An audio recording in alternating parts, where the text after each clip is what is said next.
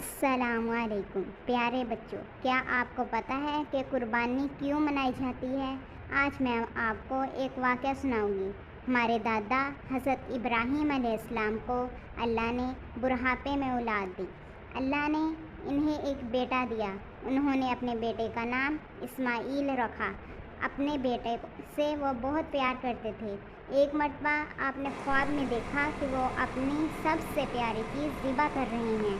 آپ نے صبح اٹھ کر 100 اونٹ ذبح کر دیے۔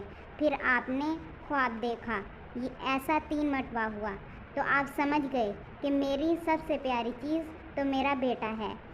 آپ نے حضرت اسماعیل علیہ السلام سے پوچھا کہ بیٹا تیری کیا رائے ہے؟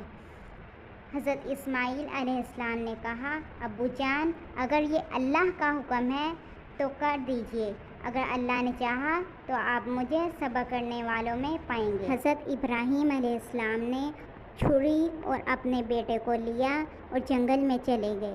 حضرت اسماعیل علیہ السلام نے اپنے ابو حضرت ابراہیم سے کہا کہ آپ اپنی آنکھوں پر پٹی باندھ لیں تاکہ جب آپ مجھے ذبح کریں تو آپ کے ہاتھ رک نہ جائیں۔ آپ نے ایسا ہی کیا۔ اللہ تعالیٰ کو ان کا یہ عمل بے انتہا پسند آیا۔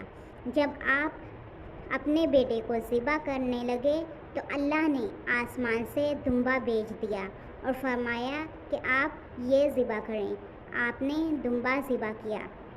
اس لیے اللہ تعالیٰ نے عید الاضحیٰ کا دن قربانی کا دن بنا دیا۔ ہم حضرت ابراہیم علیہ السلام اور ان کے بیٹے حضرت اسماعیل علیہ السلام کی یاد میں قربانی کرتے ہیں اور عید الاضحیٰ مناتے ہیں۔